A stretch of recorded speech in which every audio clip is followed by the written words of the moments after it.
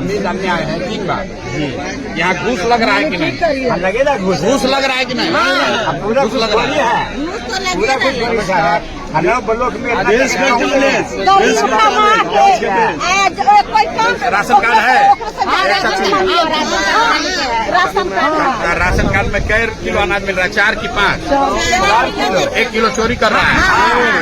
4 kilo मिल रहा है।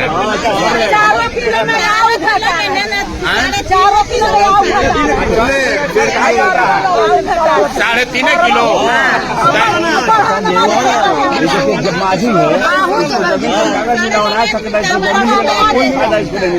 आपको जो जमीन 11 में लिखा हुआ है, 11 में है लिखा हुआ कि 11 में आपको जमीन मिल गया, आज तक नहीं मिला है।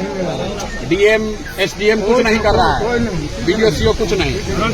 नीतीश बाबू जब आए आप काहे नहीं बोले? नहीं ना मिले सर, गाड़ी से निकल में लेकिन